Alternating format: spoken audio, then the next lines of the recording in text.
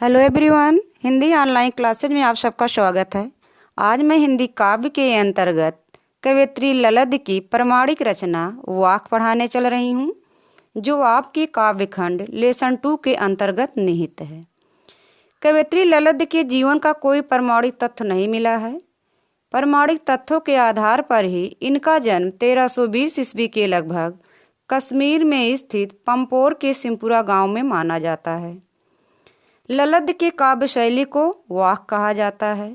हिंदी में जिस तरह कबीर के दोहे, रसखान के सवैये, मीरा के पद प्रसिद्ध हैं, उसी प्रकार ललद के वाक भी प्रसिद्ध हैं।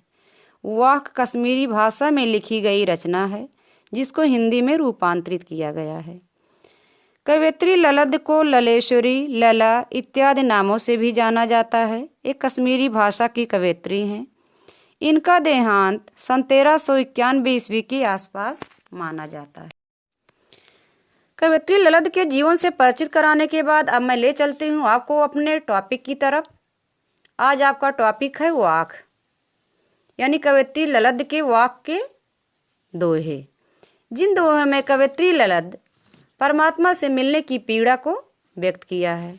इनका पहला दोहा है, रस्सी कच्चे धागे की खींच रही मैं नाव, जाने कब सुन मेरी पुकार, करे देव भवसागर पार। पानी टपके कच्चे सकोरे, व्यर्थ प्रयास हो रहे मेरे, जी में उठती रह रहे हूँ, घर जाने की चाह है घेरे। बेटा, कवयित्री ललद इन काव्य पंक्तियों में परमात्मा से मिलने का इंतजार और प्रयास का वर्णन किया है कि अब उनका परमात्मा से मिलन हो पाएगा कि नहीं। वो कहती हैं, रस्सी कच्चे धागे की खींच रही मैं नाव, मैं अपनी इस जीवन रूपी नाव को सांस रूपी कच्चे धागे की बनी हुई रस्सी से खींच रही हूँ। कच्चे धागे की रस्सी इसलिए उन्होंने कहा है क्योंकि मनुष्य का शरीर जो है, मनुष्य का जीवन जो है नश्वर है। कभी भी उसकी सांसें रुक सकती हैं और उसकी जीवन रूपी नाव डूब सकती है।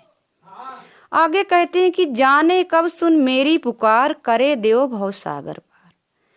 मैं लड़खड़ाते हुए इस कच्चे धागे की रस्सी से अपने जीवन रूपी नाव को खींच रही हूँ, परंतु परमात्मा अभी तक मेरी पुकार नहीं सुने।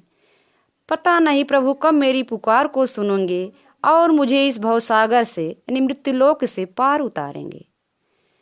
आगे अपने दोहे में कहते हैं कि पानी टपके कच्चे सकोरे, व्यर्थ प्रयास हो रहे मेरे। पानी टपके कच्चे सकोरे, सकोरे मीन्स होता है मिट्टी का पात्र। व्यर्थ प्रयास हो रहे मेरे, मेरे भक्ति के सारे प्रयास उसी प्रकार व्यर्थ हो रहे हैं जिस प्रकार से कच्चे मिट्टी के घड़े में पानी डालने पर वो टपक कर नीचे बह जाता है। जी में उठती रह रहे हूँ, घर जाने की चाह है घेरे। अब मेरे ही में, हृदय में बार बार या हुक मीन्स होती वेदना, पीड़ा, बार बार या पीड़ा उठ रही है कि प्रभु मेरी नैया को कब पार उतारेंगे, अर्थात मुझे इस भवसागर से कब पार उतारेंगे। घर जाने की चाह घेरे और मेरे मन में प्रभु के घर जाने की इच्छा एकदम से प्रबल हो गई है। मेरी यही इच्छा हो रही है कि प्रभु मुझे जल्दी से जल्दी इस मृतलोक रूपी भवसागर से पार उतार दे। अब हम आपको ले चलते हैं कवयित्री ललद के वाक के दूसरे पद की तरफ, जिसमें कवयित्री ललद परमात्मा की सच्ची भक्ति के सच्चे रूप को बताया है। उनके अनुसार ईश्वर की भक्ति करने के लिए किसी भी बाहरी आडंबर की आवश्यकता नहीं होती है। उन्होंने बाहरी आडंबरों का कड़ा विरोध किया है। उनके अनुसार ईश्वर की प्राप्ति तभी हो सकती है जहाँ सच्चे और सरल मार्ग को अपनाएं। तो इनके पद बेटा कुछ इस प्रकार हैं, खा कर कुछ पाएगा नहीं, ना खाकर बनेगा अहंकारी, सम खा तभी होगा संभावी, खुलेगी सांकल बंद द्वार की। इन पंक्तियों में कवयित्री ललद मनुष्य को सांसारिक विषय वासनाओं से दूर रहने की बात कही है कि हे मानव, तुम जो संसार की विषय वासनाओं में, भोग में, विलास में लगे हुए हो, उससे तुम्हें कुछ होने वाला नहीं, अर्थात उससे कुछ भी सिद्धि, कुछ भी यश की प्राप्ति आपको होने वाली नहीं है। और ना खाकर बनेगा अहंकारी।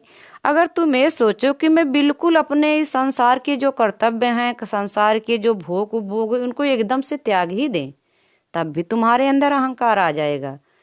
कि मैं तो इन मनुष्य से अलग हूँ, सबसे बड़ा सन्यासी हूँ, सबसे बड़ा त्यागी हूँ। और जब तुम्हारे अंदर अहंकार आ जाएगा तो अहंकार से ईश्वर की तुम प्राप्ति नहीं कर सकते, क्योंकि अहंकारी के पास कभी भी ईश्वर का निवास नहीं होता है। तो आगे वे कहती हैं कि ईश्वर को यदि आपको प्राप्त करना हो, ईश्वर की भक्ति को करना हो, तो अपने अंदर समता का भाव लाओ कि सम खा तभी होगा संभावी। यानी सम खा, ना ज्यादा तुम भोगों का सेवन करो और ना ही निराहार रहो, अर्थात ना तुम जोगी सन्यासी बनो। संसार के मनुष्य के जो कर्तव्य होते हैं उन कर्तव्यों को करते हुए भी तुम ईश्वर की भक्ति कर सकते हो। इसलिए अपने अंदर समभावी समान भाव को लाओ। जिस दिन तुम्हारे अंदर समान भाव आ जाएगा उसी दिन खुलेगी सांकल बंद द्वार की। तुम्हारे अंदर का अज्ञान का जो कपाट है वो खुल जाएगा और तुम्हें ईश्वर की प्राप्ति हो जाएगी। खुलेगी सांकल बंद द्वार की। तुम्हारे अंदर जो अज्ञान की सांकल है, सिटकिनी है, वो खुल जाएगी और ईश्वर की प्राप्ति हो जाएगी। अब मैं कवियत्री ललित के वाक्य के तीसरे पद को आपको पढ़ाने चल रही हूँ, जो कि इस प्रकार है।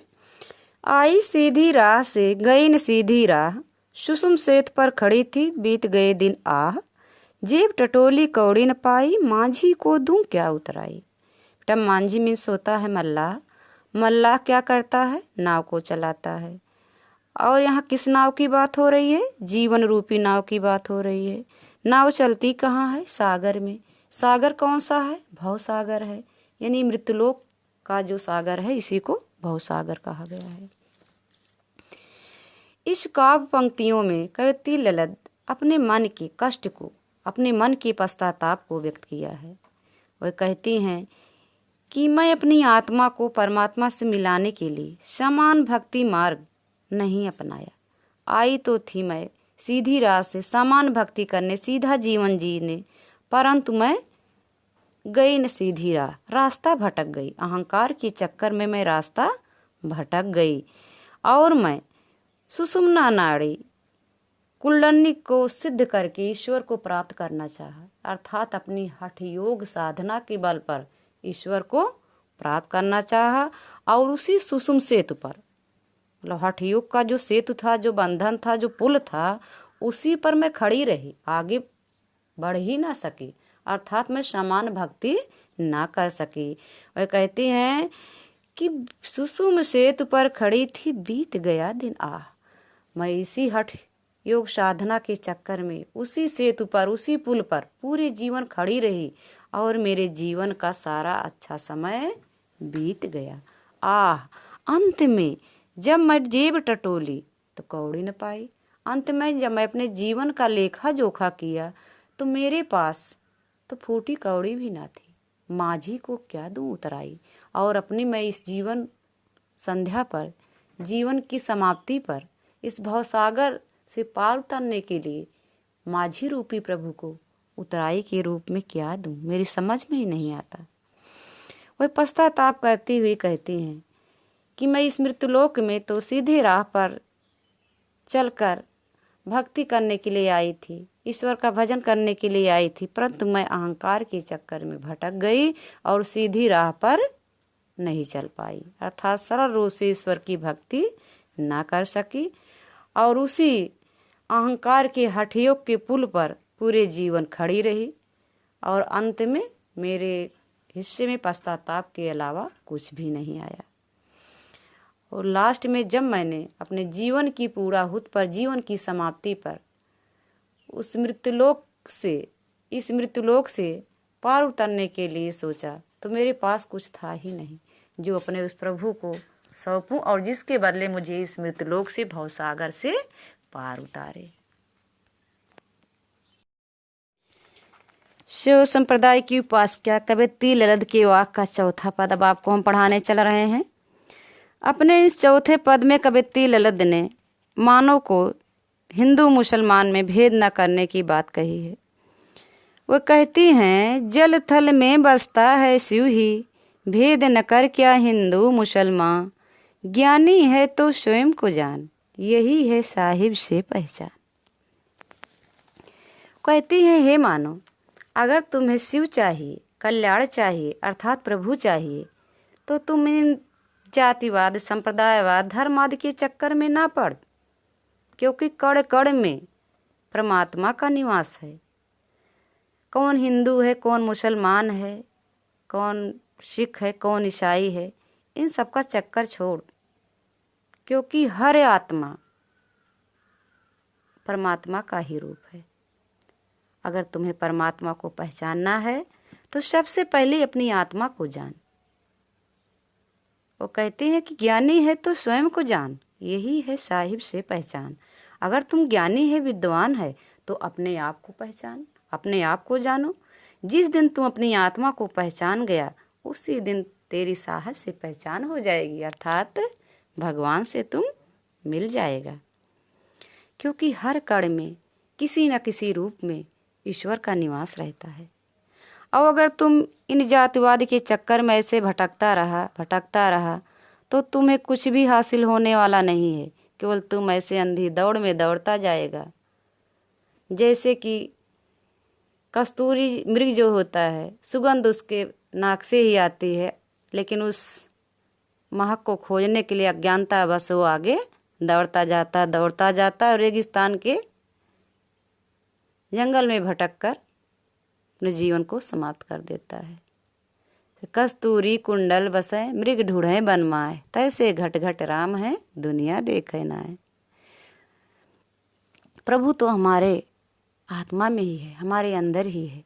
केवल अज्ञानता बस उसको हम ढूंढते हैं मंदिरों में, मस्जिदों में, काबा में, कैलाश में, यहाँ वहाँ ढूंढते हैं। कहीं भी ईश्वर को ढूंढने की जरूरत नहीं है। कवित्री कहती हैं कि अगर तुम सच्चे में ज्ञानी है तो अपनी आत्मा को पहचान ले। जिस दिन आत्मा को पहचान गया, उसी दिन तेरी प्रभु से पहचान हो जाएगी।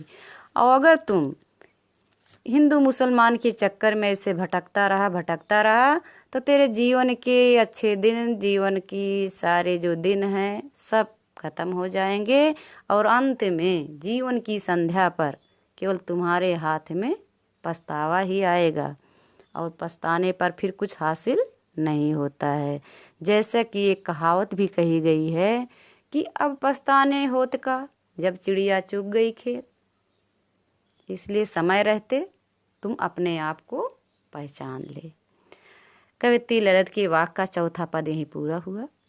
बेटा आशा करते हैं कि उनके वाक्य के इन पदों का भावार्थ आपकी समझ में आ गया होगा। जय हिंद।